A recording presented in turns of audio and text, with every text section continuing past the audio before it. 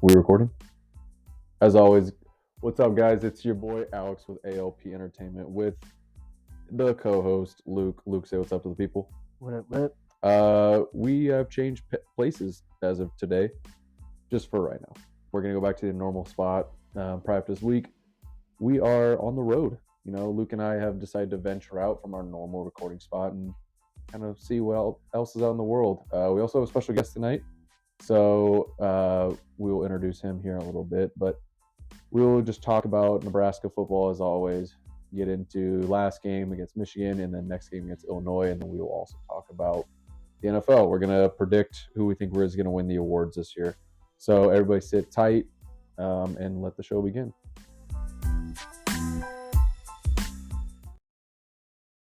All right, so you guys might not be able to hear me. If you are, sweet. I'm going to be kind of behind the camera today, behind the scenes. I'm going to let Luke and our guest, I guess, host, speaker, Keyshon, take us away. So, Keyshon, say what's up to the people. Konnichiwa, minasan. Hello, everybody. So, yeah, let's just kind of start it off. So, you guys see that Trev Alberts said that we spent $1.7 million on the volleyball match that had like 92,000 people. So, if you think about it, roughly like $13.8 million. Keyshon was saying earlier that we missed the mark. I think definitely that if we were to broadcast that on ABC or even ESPN, it would have benefited us significantly more. Would you agree? Yeah, I mean, I knew that it was kind of short notice, and so they weren't expecting to break the record by that much, and so I feel like if they knew now that they know that they can do this and they can handle it, the next time if they do it, try to attempt it another time, they'll go bigger and better and get it with better coverage on a real network instead of the Big Ten network. What do you think? Yeah, I'd agree. It was just tough because the only way you could watch it is if you had Big Ten, or I think it was the other one was Tubi. You could but you could sign up for a free. So like, you still have to pay for it. Yeah, you still have to pay for it if you forgot to cancel the free. Excuse me, the free trial. But that's the only way I can watch it. Is Mal got the Tubi trial or whatever. But like Luke said, a little more time.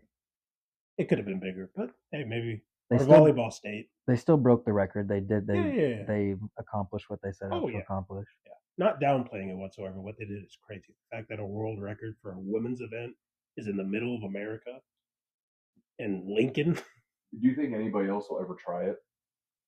Do you think anybody else will ever try to like beat that record, or do you think it's like feasible? What other women's sport? Iowa will try, but no. I mean, Iowa could. The only other previous record holder was Wisconsin, so that was Wisconsin volleyball. So I thought maybe that would be the only. Maybe soccer, like in Europe. Oh yeah, well that's where it was before. It was the UEFA. Maybe I was thinking more softball, like Oklahoma softball. They've won the championship for like 5 years straight, basically. And so if they continue to be this dynasty, maybe they'll play in like Jerry World, or maybe they'll play in like an MLB stadium or something like that, which still wouldn't technically break our record. No. And so I mean, I don't know. Our record, I feel, is pretty safe for a while. Yeah, I would agree. Let's switch gears. So before the game, right, they talked about like a couple things, like Josh Fleeks was a wide receiver. He switched to a running back. They said he was getting more reps kind of throughout practice, wanted to learn the playbook some more from a different angle. And they also announced that they're doing renovations to Memorial Stadium, which Luke and I are on record saying that we don't like it because we're going to miss the trough. Yeah, I mean that's the only thing that really I've missed. I'm going to be happy. They're only cutting down. What are we, like 86,000, 87,000? Go like 73 to 75. And they're going right at 75 or a little below that now, and I think that's already a comfortable number, especially if you're going to have all the amenities that they're setting up to have. A lot more open space, and they're going to have a concourse that you can walk all the way around, which is finally nice. So you don't have to go outside. Yeah, so you don't have to walk 45 minutes to find a restroom or go down 2 stories to get a concession stand, something or whatever. So, I think it'll be for the better. And their plan is to try and have it only mess up one season. We know how Nebraska construction works, so I don't know if Oh, do we? I don't know if one season will be enough, but we can hope and pray that's the case. Yeah, they're what, projecting 2025 August or 2026. The summer it'll be finishing in 2026 I don't know about because we're almost to 2024. So that. I don't know when. Well, I thought they still had a vote on it. no, they already have everything set, and they have like 50 million is like already paid for, and they're like, there's all these numbers that Trev Alberts said in his press conference that I didn't understand, but it sounded like they were on their way to starting it as soon as possible. We're going to be starting to look like Vanderbilt, with construction workers working while we play a football game. Wait, what? Vanderbilt is stadium is under construction right now, and I did not know they're that. playing their football games while construction workers are playing or working in the end zone. Yeah, working, same thing. Oh, I know. I wouldn't be working. Yeah, I wouldn't be I working. I wouldn't feel be like I'd be working at watching all. the game. Yeah. And So, but they said, what is it going to bump down to 61,000 while they're under construction? So we won't have to move places, but there'll be some unhappy campers in South End Zone, South Stadium. Nebraska loves their football. That we do. So I was fortunate enough to actually go to the game this week against Michigan. I got a couple tickets. I sat in the South End Zone. I'm sorry. Yeah, I will say it was hot. It was a hot one. It was like 94 at kickoff. It was pretty hot. We were shoulder to shoulder with people, kind of like what I was telling Keyshon prior to the recording was I started shoulder to shoulder with people at the start of the first, and at the start of the fourth quarter, I was laying down across 4 rows. Like that's, I don't want to say fed up, but annoyed Nebraska fans got. They just left. They're like, I'm leaving. And it was the start of the second quarter. Like, we were only down 28-0 at that point. I mean, Well, still. I don't blame them, honestly. It was for the first pass attempt was intercepted by a fat lineman, and then what was the other thing? We fumbled, or what happened before that? It was intercepted by the lineman, and then something else like abnormally weird happened, and they scored 14 points right off the bat. Was it a buff fumble? I honestly don't know, dude. I missed the first couple of minutes of the game. We got in late, so we were stuck in the lines getting in, which was kind of strange because I've never got stuck outside of a memorial before. Basically, 2 minutes into the game, you were down 14-0. So, and I feel like we talked about this. We looked at Michigan and we looked at our team, and we're like, that's a completely different team than what we have. Honestly, like I agree with you. I thought it was gonna be closer. I thought it was gonna be a closer. Like obviously, I knew that Michigan was gonna beat us, but in the last couple of years that we've played, in our last couple of times, it was close. We made it a close game. Well, it's possible because they played Rutgers the previous week, and what was that? 14-7 was the final score. So it's not. They're not. Watch out for Rutgers this year. So I don't know. You knew that it was possible. You didn't expect to win. No free shots, but I'm new here. Yeah, no, it's hard. I thought honestly, I thought it was gonna be closer. I thought we were gonna. I predicted a 38-10 game. Like that's not close, but that is true. Avon would have to make his kick, but I knew Michigan was going to bully us because they are kind of. I don't want to say better coached, but they are. But I think they're just able to recruit better and have been.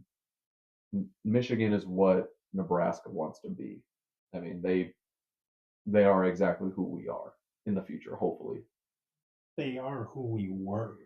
And Matt Rule they asked the question, what is our identity? And confidently he answered it. I feel like it was kind of up in the air and no one really knew, but he said that Nebraska's identity is power run, a little bit of option, and then some quarterback or what's the RPOs. And that's kind of their bread and butter, or at least what they're going to work with. And it would just upset me because when you play a team that is basically like a whole nother level above you, you're going to have to game plan around that. And instead, they try to meet them head on. I agree. I feel like we try to fight fire with fire, and it's like it didn't work. I do also think that Harburg's passing looked better. Like, I thought he looked like an actual passing quarterback instead of just a runner. So, And I'm not a big mechanics guy. I don't really care about the whole mechanics thing. If you get the job done, you can get it done. You've seen that in the NFL.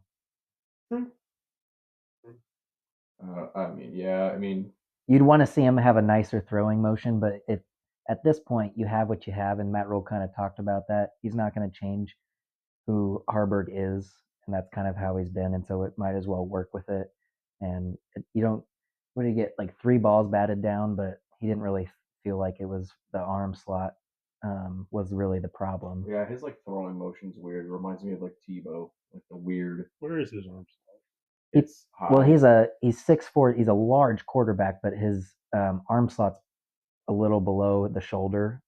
It's almost like a roughly like about an 80 to 85 degree angle. Like it's pretty low, but it's it just kind of like, I don't know. It just, to me, it reminds me of that Tebow-esque throwing motion. Which helps when he's I mean, obviously, he doesn't have a lot of time in the pocket because their offensive line is trash, and so when he's rolling out, it does help him to get those side arms or little dump offs, and you see that work in the NFL so often. So I'm not really. He hasn't thrown interceptions, besides like he's only thrown a couple, or what, one or two? One. He's thrown a interception, and so he's taking care. That was a batted down one. Yeah, he's taking care of the ball, and he's probably run more times than he's, well, obviously, but I mean, like in plays where he has the option, the RPO option, he definitely chooses the run over the pass, and he needs to work on that. But I'm not too upset with how he's playing. I'm not either. Like I kind of talked about last episode at the end of it, was he's the kind of guy that you envision Nebraska being, like a Nebraska kid. Like it would like just really takes on the culture and the traditions, the history, the heritage that Nebraska football is. Like he's the guy. You know, that's just kind of like my opinion on him. It also helps that his most past 2 target was his roommate for like 5 years in the past 2 years. Whatever gets Fedoni touches, I'm okay with. Yeah, you need to get your playmakers the ball, and that's plain and simple. If you want any chance to score more than 10 or 14 points a game, like we've been doing, or 0. I can't really do. Yeah, we didn't really score until Michigan led us. They very easily could have scored a lot more points than they did.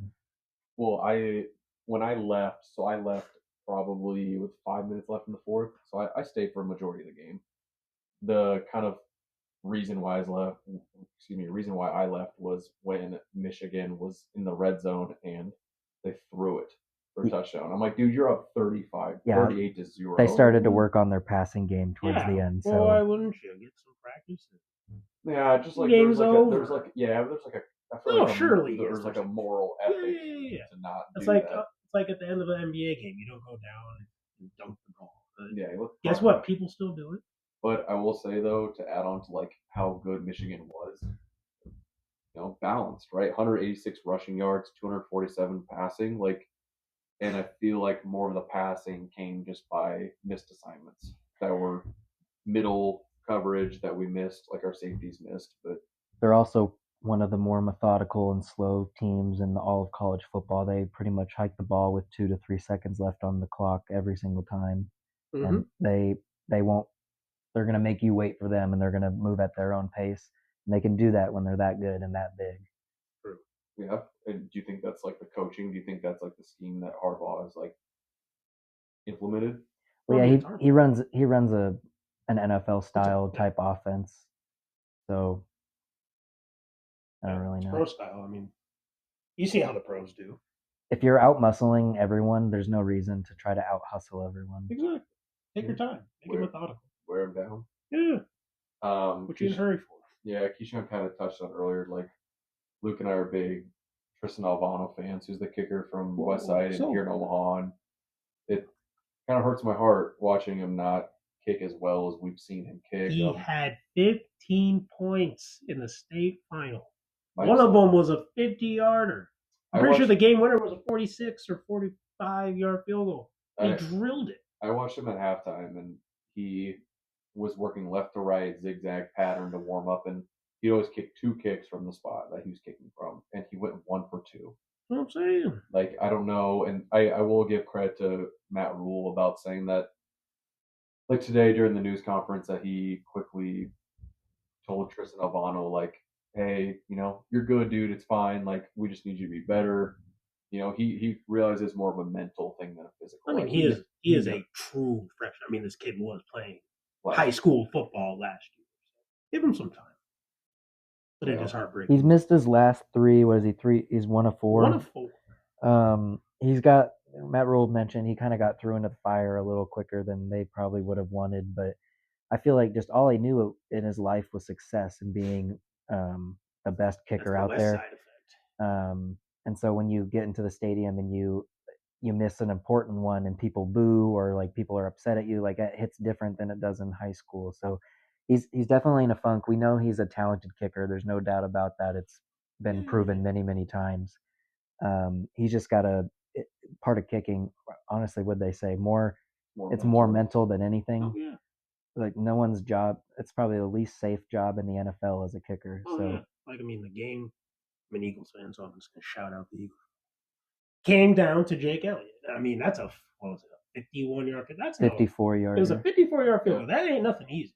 And the game's on the line. Granted, it would have went to overtime, but I mean, still, there's got to be nerves. I mean, kicking ain't easy. Yeah, I feel like once he hits a big one, he'll get in a groove. He just needs to get a few through and see it go through, right? And get that psyche back. I was like, if it helps, his 3 missed are from in the ranges of 40 and 40. And I don't believe he's missed an extra point this year. He's perfect. He's perfect on, and we've seen that happen before. So. I mean, you remember when we couldn't even hit an extra point? Like, didn't we go get our soccer player? Yes. Like one of our men's soccer players. Mm-hmm. Yeah, it was bad. I'm not gonna complain too much. What was it, a 25-yarder that he like towed it? Yeah. And it barely went up through the uprights. Yeah. We were better going for 2. What was that, a couple years ago? Yeah, it was with Frost. Anyway. We didn't have any. Moving on. We didn't have any kickers on roster because I think they got hurt or we just cut them. Scott Frost, he didn't care about kickers. Rule said the other day that Jeff Sims is working back to normality. He said, quote, looked awesome in practice. I still think you roll with Harburg. I feel like you still go forward with him going into Illinois. Yeah, I mean, what's Jeff Sims' bread and butter? Running the football. What can't he do right now at his best with a high ankle sprain? Run the football. And Harburg's only thrown 1 interception. I know he's fumbled a couple times. Maybe a couple times wasn't his fault, unblocked on the offensive line, but he's done his job in taking care of the ball. The thing that he needs to work on is seeing the field a little better and working into the second level. But no, I feel like you do roll with Harburg. He's done nothing but show you that he belongs and he's taking care of the football. And that's the most important thing here because we can't afford any mistake during pretty much the whole game. Didn't you have 7 or 9 turnovers in 4 quarters? It was pretty egregious. It was really bad. Bad reads. I don't want to count him out, and I do want to give him another shot because he has yet to play in front of the home fans in Memorial Stadium. Mm-hmm. So I won't be upset if we see him out there, but I definitely don't want to put him out there just to put him out there. Or if you put him out there and you know his ankle is sore, don't run a quarterback sneak or a quarterback option for the first play. Let him try and throw the ball or something. Yeah, build the confidence slowly. You don't have many quarterbacks left to work with anyway, so you got to work with what you got. Play to your personnel. You could put in Chubba Purdy. Yeah, Chubba. Everyone loves Chubba for some reason. I don't know why, dude. I think it's because he's brother. I think he's got really good mechanics, and he's a typical, stereotypical quarterback, pocket passing quarterback. Because Mark Whipple loved Brock Purdy. This new coaching staff likes Brock Purdy. You mean Chubba? Chubba Purdy, sorry. Yeah.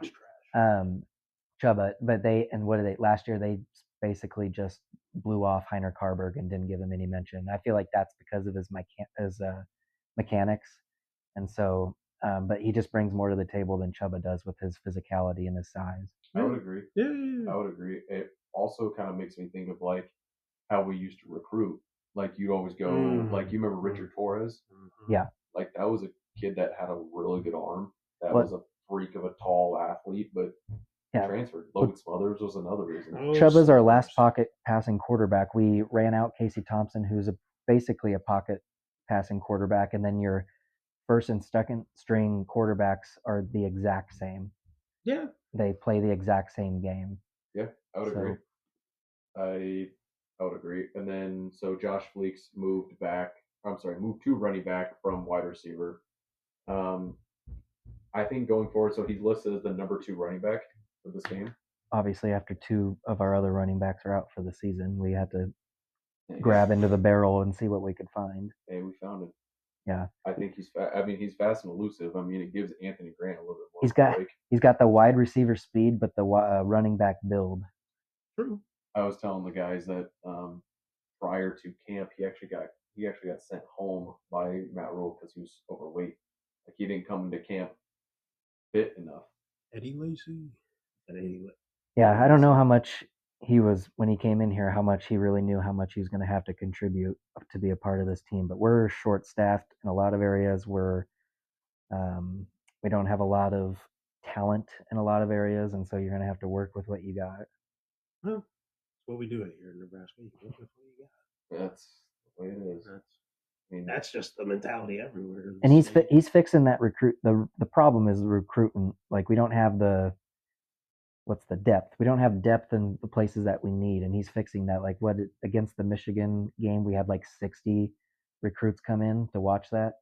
Like he got pretty much a whole class size coming in to watch 60. The last game. So to make immediate effect. He's ready to build it and swap out the old and bring in the new. And that's why you got to give him time. Yeah, you got to give him. You can't. I think you give Matt Rule a minimum of 4 years. Well, yeah, you need. His first and second class of players need at least 1.5 years to develop to see how well they do because it'll be his players. You can't be too hasty to get these coaches out of here. We gotta let them build a program. Fans are just mad about malpractice coaching and dumb mistakes and stupid mistakes. And it not being a 90s team. Yeah. If you lose, you lose. But if it's you shooting yourself in the foot, that's what we're going to be pissed about because we've seen 100%. It the past 4 years. Do you think that we've been doing that this year, though? With Sims, yeah. I see us progressing. We definitely were in the beginning, and I can see us getting better and better. Not by much, but at least I can see a little improvement each game. I would agree with you. I think that every day. I think that from a coaching mentality, like just because I coach football and stuff, I think that the team has progressed every single week. Like I wouldn't say it's a night and day difference, but you can definitely see that Rule and his staff are doing the right things. Like we're not making stupid mistakes like we used to, right? You would go into the last season or last couple of years, you go into the game expecting, like a mistake. You'd be like, oh, everything's going too good. Like something bad's going to happen. Like I feel like we're not having that feeling going into like the games, I think, under Coach Rule's staff. Yeah, I agree. Yeah. I got nothing else to add. That's all right. I think honestly too, like to add to your point about the recruiting, that we got to recruit O-line. We have to. Like, I don't know if these Nebraska kids are the right thing to do. No. See, I'm big on this one. Nebraska kids waste, I feel. Everyone wants to be a Husker. I get it.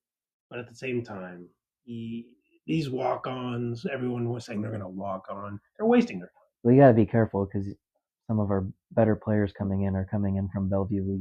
Oh, yeah, well, that's Bellevue West. They're a factor. Yeah, they're a factor. They're a factor. I'm talking these small towns. What he means is make sure the best of the best in the state. Make sure you secure, and then don't go and pick up some of the leftovers that you maybe not need. So lock in the 3 to 4, the 5 stars, obviously in your state. Yeah. Oh, of course. See Carter Nelson balled out for Ainsworth Nebraska. He can do anything he wants. He's playing against children. Yeah, it's an 8-man. 8-man football. He's literally a foot taller than everyone else. He played quarterback. He played defense. Well, punt return. Punt return. Yeah. He had an interception, a running touchdown, a catching touchdown, and a passing touchdown. Yeah, that's 8-man football. That's backyard football. This is what we played growing up. So That's what I mean. Low key, 8-man football's it's They- fun. It's fun to watch him now. He's obviously going to have to. He's going to get a rude awakening when he gets here and he gets hit for the first time by someone bigger than him. true. Because I don't think he does a lot of camps. I think he's a hometown kid, small town kid. I'm not sure about kind of his camps and stuff like that, but they did their quote in talks of upgrading essentially him to a 5-star because he's a 4-star. Yeah, like I mean, he's still the number one tight end in the country. That's 2 years in a row that Nebraska have secured the number one tight end. look what happened in the first year of the first one. Yeah, no, our tight end room is doing a-okay. Yeah. I mean, Fedoni, like you might get to remember Fedoni his freshman year towards ACL. That's what I mean. Yeah. And now he looks good. Like I think Fedoni's like your typical tight end that you want in the NFL right now. Big, lengthy dude. He's certainly lengthy. He's not fast by any means, but he can catch. He's the size that you want. He needs more. Yeah, he'll need to if he wants to be up. because he's more of like a pound and ground type of tight end. He's not really like a George Kittle where he's going to make like a bunch of cuts and stuff He like loves that. blocking. He loves blocking, so you could see him being more like a. You don't want to say Gronk or Kelsey, but like he's going to have to get like big like those guys so he can shed block and roll out to the like out His to the route side. running is going to have to be better. Yeah. I think his football IQ needs to go up to understand how to read a defense from the line of scrimmage, not just from a play sheet or film. Yeah. Well, I mean, I as much as I can't stand the Chiefs, Kelsey does that really well. He changes his routes. I mean, he understands defense. Gronk never did. Gronk admitted he never watched film. Gronk just said, "I'm running here." Yeah. I just mean like he's going to be a bruiser instead of like a skilled tight end. Yeah. He'll have he has the hands, the hand-eye coordination, and his catch radius is incredible. And I think he's decently fast. I'd have to go back and watch some tape on him. His straight line speed is probably not too bad. Yeah. I just think he's a freak athlete. I think there's a lot of untapped potential with him, like with his footwork, his route running. Like I agree with it. His catch radius and his hands are incredible, but you can always improve your craft. Exactly. I was gonna say you can always improve. That's kind of the Nebraska roster is young, untapped potential that we're waiting to see or waiting for them to break out. I also think too, I think we need to forget about this game, and I think honestly Nebraska fans already have. Like the team forgot about it after halftime. Oh, shit.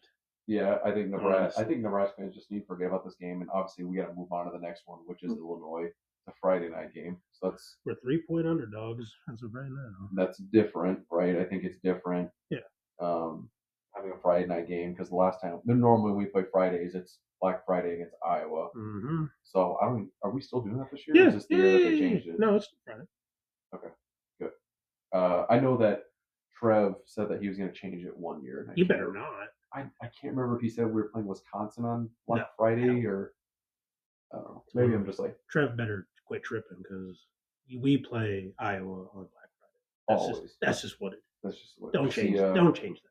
See, Iowa's quarterback is out for the year. Is he? Yeah. What happened? Knee injury. Oh. They haven't disclosed it. Because of turf. I don't know. He hurt last game. Didn't they still score like 28 points? It seemed like their backup was pushing the ball a little. He's a Wisconsin transfer. Who is there? Their backup was pushing the ball better than McCarthy was. Or no, that's the Michigan. That's Michigan. McNamara was. You got that Michigan on your brain.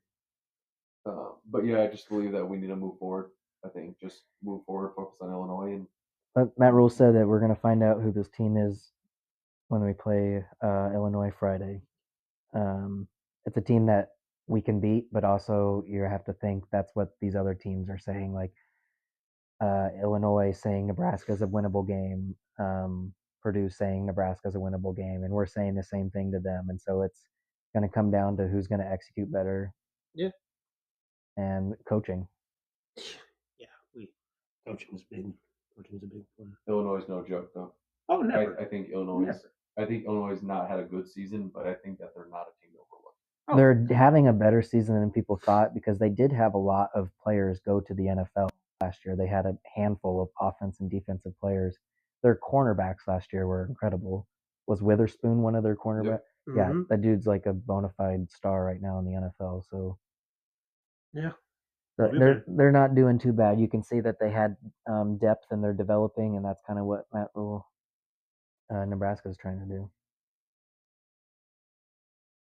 All right, so now let's kind of focus our gears now to NFL, right? Because the NFL season started. We're in full force, we're in full blast. We've seen some incredible performances by teams and players. I want to get your guys' predictions of the way too early awards. So, who do you think will be the comeback player of the year? This is one I'm struggling with because I can't think of somebody that had like a really bad year last year and has just like balled out of control so far. Maybe Tua. Yeah, no, they'll do it for Tua because if you want to, or DeMar Hamlin if they want to do something like that. If they're gonna do something that like he just started his first game last week. Did he start? I don't know if he started, but he played. No, he just played special teams because they had one of their CBs was hurt, and so I think they played. He's the third string, so they played their second string, and he was the backup to him, and then he started on special teams. Okay, see, it can't be DeMar. I understand what happened. Beyond me, like it's a freak accident. Yeah, I ain't like what happened to him. Ridiculous, like insane. But if you're not for a comeback player too, it's got to be. I agree. Can you give it to Calvin Ridley? If you just, I mean, technically you could. Technically, you could, yeah. But he could. He'd have to continue to go off. He would need to do a lot more. I could see him being a potential candidate. As well. Could you imagine that? No way the NFL probably won't let that one slide. But yeah, I don't think the NFL will allow it. But I think Tua is the front runner. I agree. I think Tua is the front runner. What do you guys think is the coach of the year so far? Texans coach. Agreed. Texans coach all the way. Come on. I'm going the Lions coach. I'm going Dan Campbell. Oh, yeah. You beat the Chiefs right off the bat. Okay, here comes all the Chiefs fans. What if we didn't have Kelsey? Anyway. I think that, but the way that he turned that team around by the culture implementations has been different. If the season ended right now, then yeah, probably. Then yeah. But I think the Texans. Yeah, that dude is what Texans coach. He played for them, and he's a rookie African American head coach.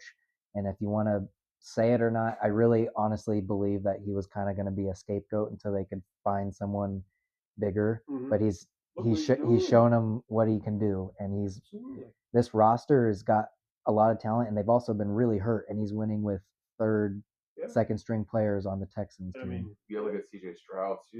He's historically the best rookie start in like NFL history. Well, and I think he right now has like some NFL record of like most passes attempted without an interception.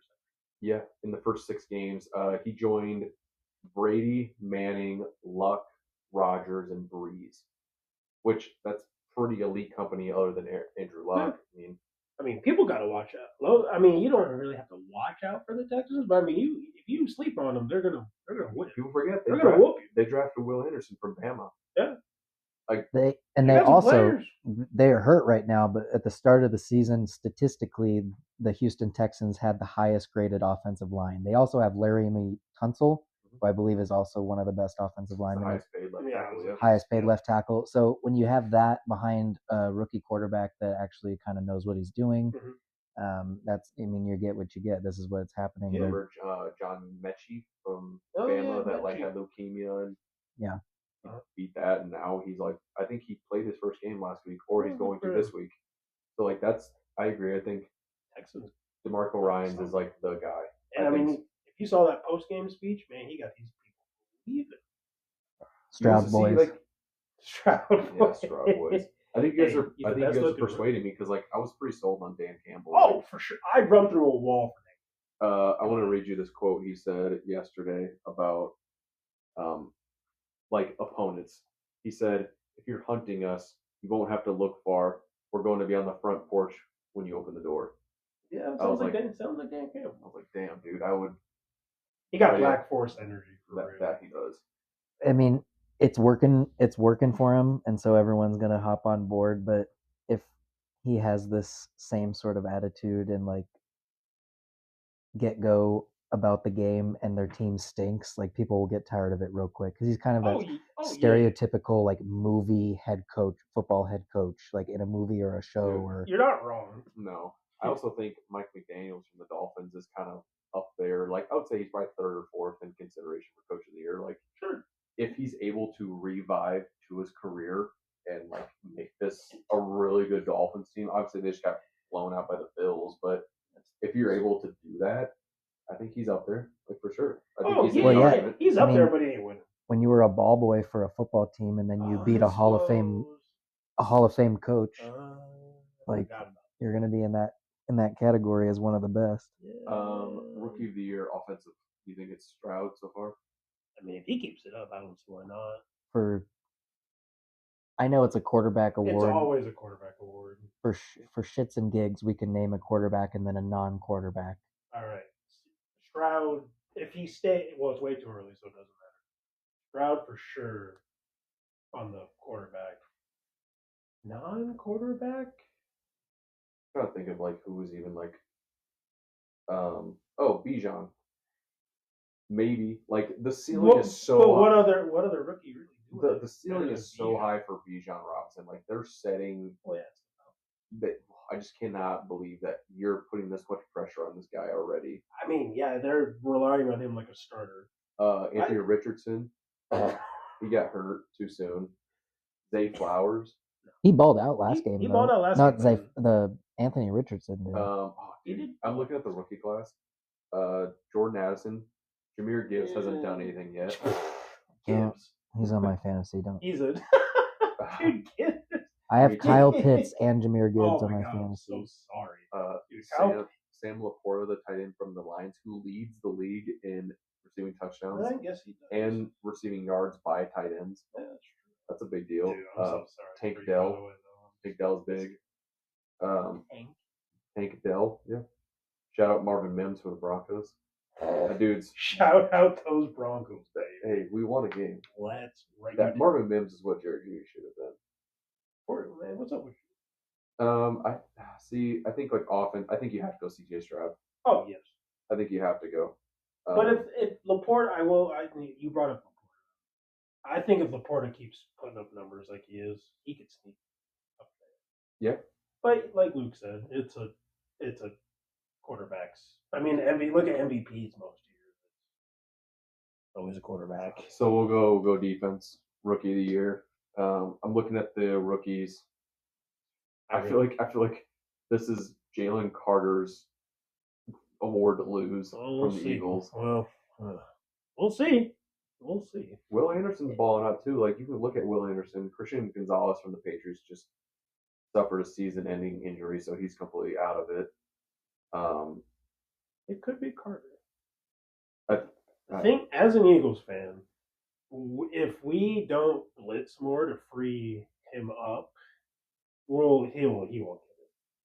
But I mean, he's still good. I think Jalen Carter's gonna win it. I really do. I think people will just look at him like a Aaron Donald kind of person. The buffet version of Aaron Donald. Yeah, the 300+ month. That boy is big. Who do you think will be the defensive MVP of the year? TJ Watt still? Bosa, TJ Watts. I'm DN just because, they're DN. Always a fucking DN. I wish it was Lavonte David. Can we ever talk about that? Like the man that's severely underrated. One of the most underrated players, I think, in the NFL ever. I mean, he led the league in tackles his first 3 seasons. Can we not talk about that? And nobody, I feel like nobody knew his name. Nope. Nobody knew his name. Pro Bowlers, 2 of 3. Yep. 2 of 3 first seasons for game. I think you gotta go TJ Watt. I don't think Sauce Gardner is that good. I mean, he's good, but I don't think like he's as good as he was. That boy be holding, I guess. Only against the Chiefs. For life. Only against the Chiefs. Offensive MVP. So quarterback? Patty Mahomes. I see, dude. This is where I'm split. I think. Who else is there? I think that Mahomes wins offensive MVP, but I think overall MVP. Oh, you said overall MVP or offensive? We're just breaking them down. Oh. So offensive player of the year is what it's called. the AP Offensive Player of the Year. I think it's going to be Mahomes, and I think the overall MVP is going to be McCaffrey. Which is stupid because I think that McCaffrey is a farm. You don't think Tyreek Hill could get something? Oh, dude, that's such a good point because he could break the receiving yards record. Oh, yeah. Wait a minute. He could. If we're talking way too early, though, honestly, Mahomes ain't done nothing MVP like. Especially last game, he played so Zach Wilson outplayed Patrick Mahomes. Yes. Well, and Jared Goff outplayed him in week one. So actually, I take back my answer because I forgot that this is way too early. I think you got Tyreek Hill. Tyreek Hill offensive and then maybe MVP overall. Or you can. I honestly think I would agree with you guys because Tyreek Hill has a chance to break the receiving yards record. He does. Like just the unreal numbers that he's putting up, so it'd be hard to argue. Yeah. No, Tyreek. I can't believe it. I don't know who else is putting up like big numbers, like offensive wise. I mean, Jefferson does what Jefferson does. Jefferson, he's kind of having a. He's not getting the yards. He's not getting the catches. Or targets. Excuse me. He's not getting the targets. Yeah. For some reason, Minnesota loves throwing the ball deep to Addison. Like that's it. Addison will have like 3 catches a game, but you'll have like 90-some yards. You ready for this? Blockbuster. Justin Jefferson, after this year, does not sign his franchise tag or get re-signed, and he gets signed by the Bengals to join Burrow and Jamar Chase. Well, first of all, go ahead. Jamar needs to get the ball first. Right. Sorry, you're the Bengals fan. Go ahead. Take it away. No, it's okay. Joe Burrow is obviously not healthy, and so he has the lowest passing rating, the lowest QBR, pretty much the lowest of everything. I know he hasn't had too many interceptions, or I know there's other quarterbacks that have had more than him, but pretty much every other category right now, he's dead last, and it's really sad to see. Yeah. Just because of the amount of offensive playmakers that they have. And I don't know. He can't get the ball down the field. He can't run. So I'm not quite sure what they're going to do. And we always start slow. Money. Are you kidding me? Did you see that contract? Dude, Did you see that contract? That's the curse of the money. Are you kidding me? I'm not going to put that two together until after he's 100% healthy. That is true. When he's 100% healthy, he's the dude. Maybe he is the guy. Because I know that it's his cat. Yeah, right? and those calf injuries pop up again. Yeah. They get re-aggravated super easily. Jamar Chase was even on record saying he didn't want Joe Burrow to play in the first couple of games to make sure that his calf injury was 100% healed. And sure enough, after game 2 or 3, what happened, he aggravated his calf again. And so he's not healthy and he's not looking like the normal Joe Burrow. And it's starting to make his offensive playmakers unhappy. Yeah. I mean, you saw that. What do you say? I'm open. I'm always fucking open. Yeah. Classic wide receiver NFL diva. Well, true. The reason why I said that, like, kind of a blockbuster kind of thing is because it would be, right? Like, you have the 3 LSU boys coming back together. Like, obviously, you'd have to give up T. Higgins and Tyler Boyd to fit the contractual needs. I didn't think about the LSU tie.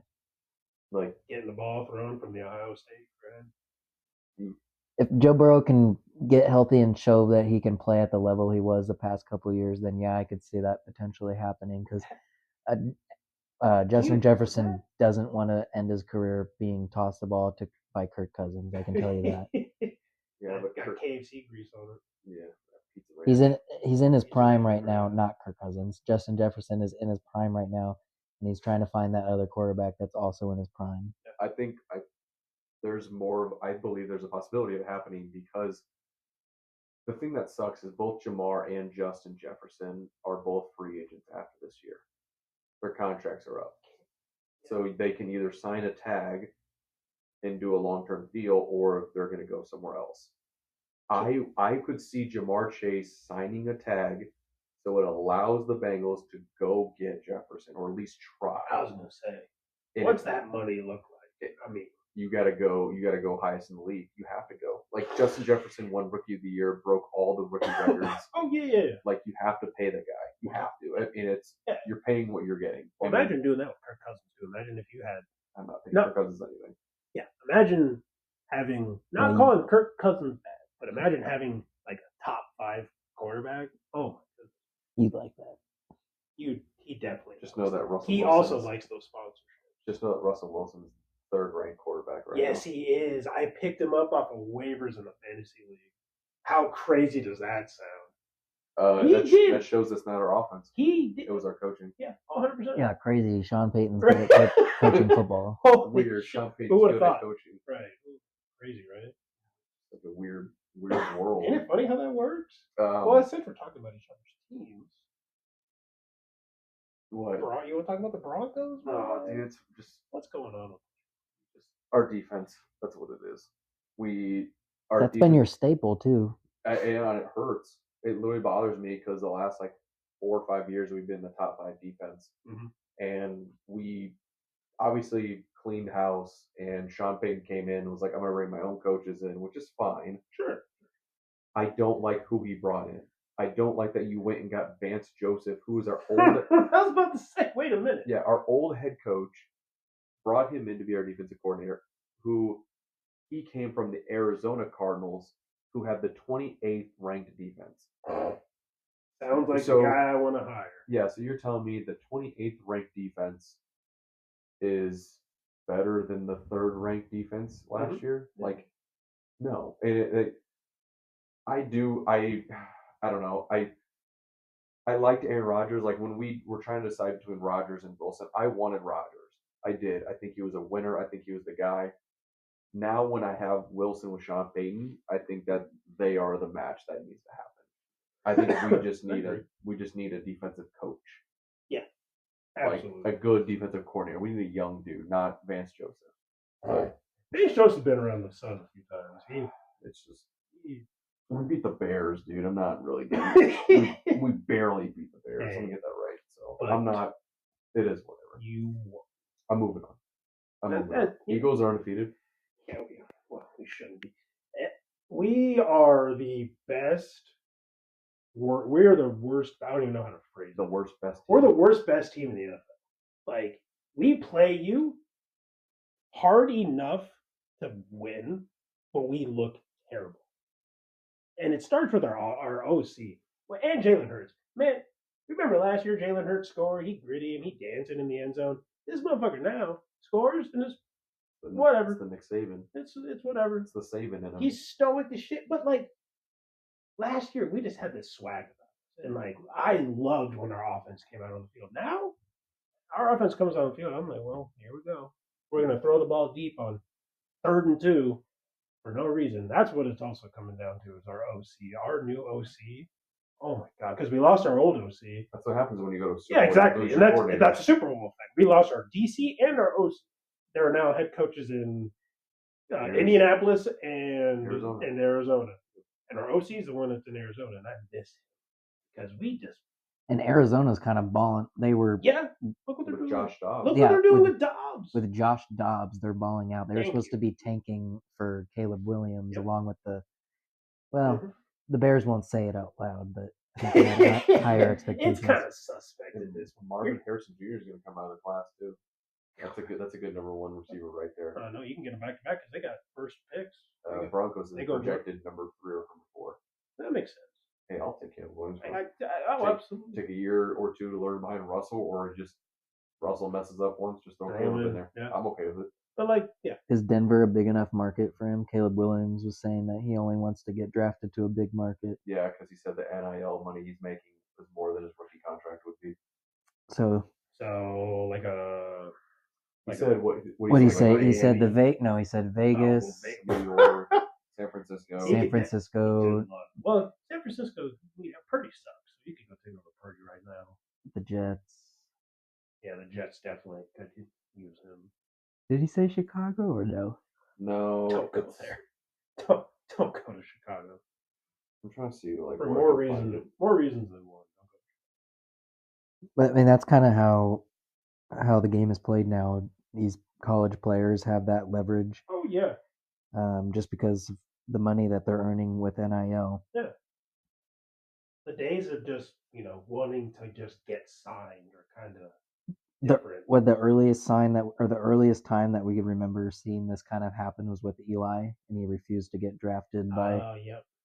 by that team, and he went to the Giants instead, and it ended up working out for him. But Mm-hmm. Yeah, that's true.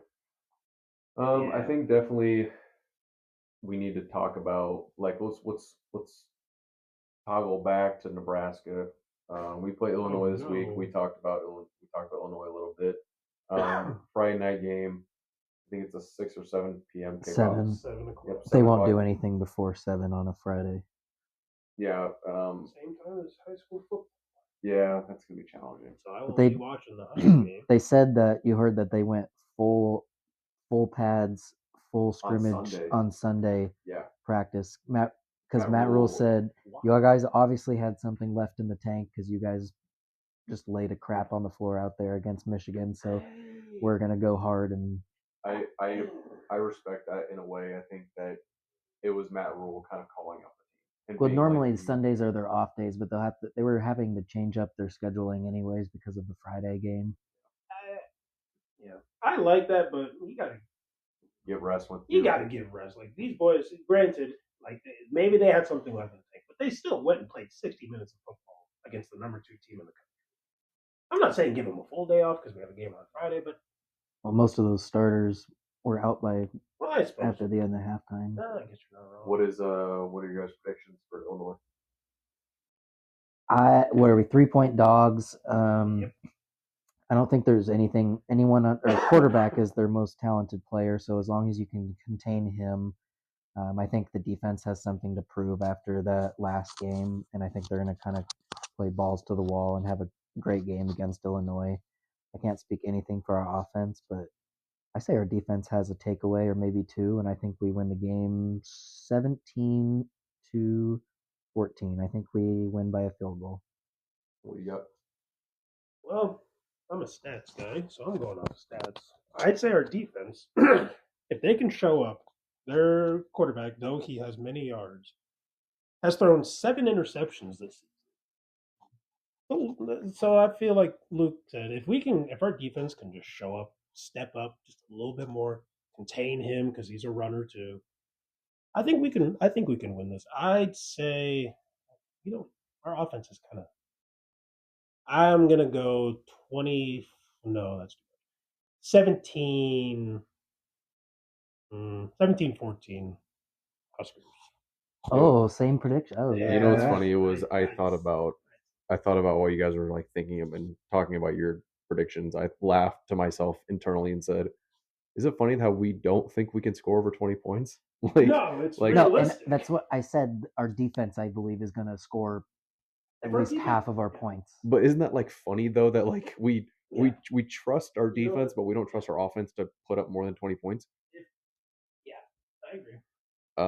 I initially had in my head 17-13, which I had them friends for too long. I know. I had them kicking 2 field goals and we would stop them at whatever it was from scoring the final touchdown. But there's a part of me that thinks that we're going to score 21. Oh, so I'm going to be different. I'm going to go 21-13. I think we win by 8 points because I think we just hit all our PATs and we just execute well. But that's all I got. I don't think that. I think Harbaugh will Harburg. Excuse me. I always mix up Jim Harbaugh or John Harbaugh. Imagine having him as our quarterback. That'd be nice. In this prime. I was about to say, not right now. Yeah, no. I think Harburg punches it in himself. I think he plays mad because he did say a couple times during the press that he was mad at himself for not playing to his status that he is and his standards. So I think he'll come in pissed off, and I think the defense will be too. And I think that I agree with you guys. I think we have some takeaways, but 21 is what I'm going to put up. 21-13. I think it's a potential for Harburg to have a big day. I mean, you got to realize this guy hadn't played a lot of football. He came from Kearney Catholic, and so anytime he can get his feet wet and play as much football, that's how you get better, is playing football. So the more games that more games that he plays, you can obviously see that he's improving and he's taking care of the offense as much as he can. And so I think he has potential to have a pretty big game. Yeah, I agree. I'm almost contemplating changing. I got to be different. What do you got? You know what? You think we can get maybe we have a day. You know what? I'm gonna be optimistic. I'm gonna say 23. No, I feel Alvano's gonna.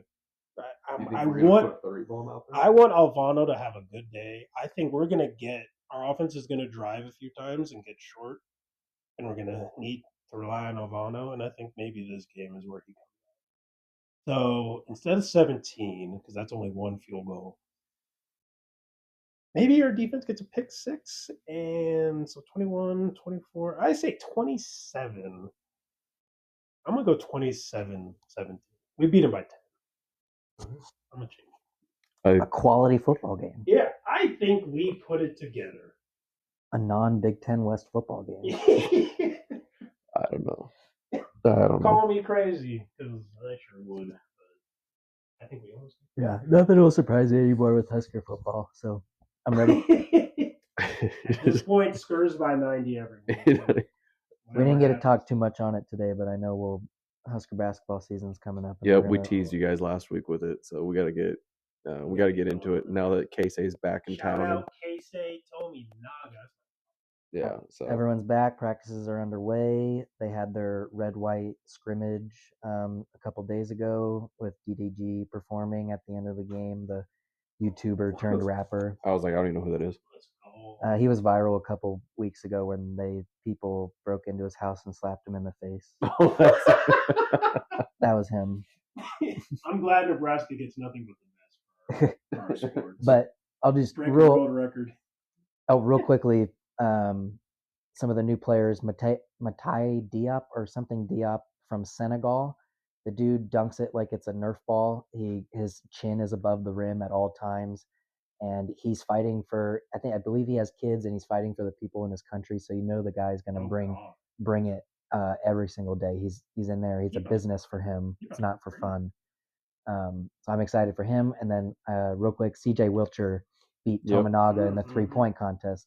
I'm not upset at that because I know Tominaga is going to hit pretty much every 3 he takes.